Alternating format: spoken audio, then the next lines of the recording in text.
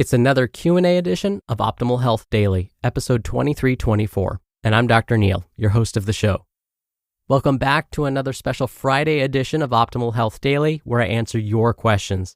On the other days, I read health and fitness blogs to you, kind of like an ongoing audiobook. Now, I'm going to keep this intro nice and short so we can get right to today's question and start optimizing your life.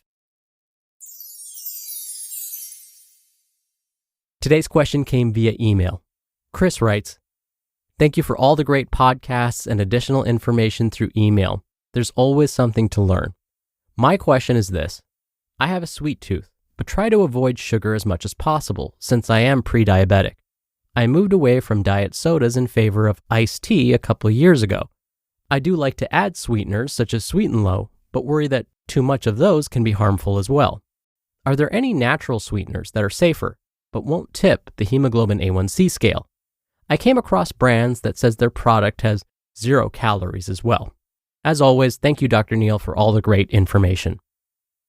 Thank you for taking the time to send in your question, Chris, and for your kind words. I'm so glad that you find the podcast and our OLD network so helpful. Now, in my opinion, it is a good idea to reduce our intakes of some of these 0-calorie or low-calorie artificial sweeteners.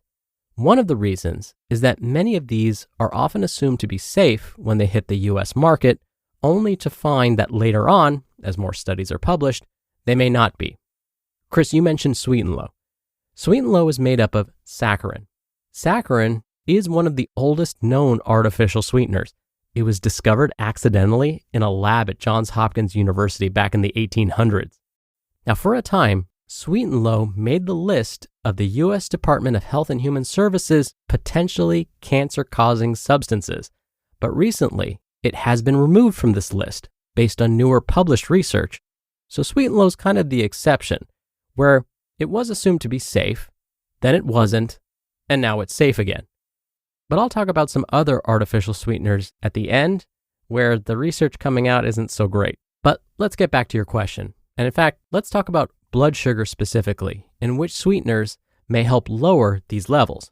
Chris, you mentioned a blood test called hemoglobin A1C. Hemoglobin A1C is a blood test that measures longer-term blood sugar levels. Let me explain. Our blood sugar levels are constantly going up and down throughout the day. In otherwise healthy individuals, our blood sugar levels will stay within what's considered a healthy range. This range is between 70 and 99. But lots of things make our blood sugar go up beyond this range, and this is very normal. Like when we eat something, our blood sugar should go up above this normal range. That's fine. So if we happen to go in for a blood test that looks at our blood sugar levels, and we do this right after we eat, our levels are going to look way above normal. They're going to look abnormal. It'll seem like we have diabetes. So there's another test that doctors can use that looks at our average blood sugar levels over the past 3 months. That blood test is the one we called hemoglobin A1C. Now, there are certain foods that contain sweeteners that taste like sugar, but don't actually raise blood sugar levels. And because they don't raise blood sugar levels, they shouldn't affect that hemoglobin A1C level either. In fact, going back to Sweet and Low, studies have found that Sweet and Low tastes 200 to 700 times sweeter than good old-fashioned table sugar. But the body processes these artificial sweeteners differently than table sugar. So even though they may taste sweet, they don't raise our blood sugar levels. Because they don't raise blood sugar levels, they won't raise our hemoglobin A1C levels either. Now, what about the effects of consuming these products on body weight? Because what we know is, if body weight starts to increase, blood sugar levels will also start to increase. And if blood sugar levels start to increase and they stay high over time, hemoglobin A1C levels will start to increase. Now, these artificial sweeteners usually contain no calories. No calories means that folks should be able to consume as much of these as they want and not gain any weight. After all, body weight is all about calories in versus calories out. But there were some studies that found that relying on these artificial sweeteners did in fact lead to weight gain. But after more studies were conducted, it was found to be a false alarm. So where does that leave us? In 2018, the American Heart Association and the American Diabetes Association came together to provide some general recommendations about the use of these artificial sweeteners. Here are some of the things they said. First, it's not recommended that children consume these artificial sweeteners. For adults, drinks flavored with artificial sweeteners may be a helpful but temporary replacement strategy to reduce intake of sugar-sweetened beverages like regular sodas and sugar-sweetened iced teas. They also agree that plain, carbonated, or unsweetened flavored waters are a better option than adding these artificial sweeteners to our drinks. They caution that for any noticeable changes to blood sugar or body weight, it is important to monitor calorie intake from other foods and beverages too. They go on to say that an overall healthy diet is important and that more research on the effects of these zero-calorie beverages and sweeteners are needed. Now, I should mention that based on your question, Chris, I focused much of my attention on Sweet and Low specifically, but some artificial sweeteners may not be as safe to use. For example, I've mentioned before how the research on Splenda and its effects on the body aren't looking all that great.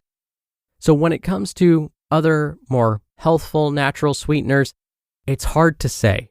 I really can't recommend one until more studies are performed. And again, that's because in the US, most of these sweeteners are considered safe until proven otherwise. And that proven otherwise takes some time. Researchers have to do many studies before any conclusions can be made. So, I'll end with a quote from the Harvard School of Public Health because they possibly said it best. Quote, "For habitual consumers of sugar-sweetened beverages, artificially sweetened beverages can be used as a temporary replacement, although the best choices would be water and unsweetened coffee or tea." End quote. Meaning, if we can, to be on the safe side, skip the diet drinks, the artificial sweeteners, and just go with plain water or unsweetened coffee or tea. Business owners know that hiring the right people can be a real challenge. Make it easier with Indeed. Indeed is the hiring platform helping over 3 million businesses do it all. Attract, interview, and hire all in one place. Don't spend hours on multiple job sites looking for candidates. With Indeed's Instant Match feature, over 80% of Indeed employers find quality candidates the moment they sponsor a job. I especially love that if you invite these or any candidates of your choosing to apply, they are 3 times more likely to apply to your job than candidates who only see it in search. Start hiring now with a $75 sponsored job credit to upgrade your job post at Indeed.com/health. Offer good for a limited time. Claim your $75 credit now at Indeed.com/health. Just go to Indeed.com/health and support the show by saying you heard about it on this podcast. Indeed.com/health. Terms and conditions apply. Need to hire? You need Indeed. Thank you again so much for taking the time to send in your question, Chris. And again, thank you for your kind words. Now, if you want to submit a question to be answered right here on the show, you can email it to health@oldpodcast.com. You can also call in your question. The number is 1-61-I-LOVE-OHD. That's 1-614-568-3643. Or you can submit your audio question on the web at oldpodcast.com/ask. You can even listen back to your question and do retakes before sending it in. Again, that's oldpodcast.com/ask. But that'll do it for another Q&A of Optimal Health Daily. Thank you so much for listening every day, and I'll see you back here tomorrow where your optimal life awaits.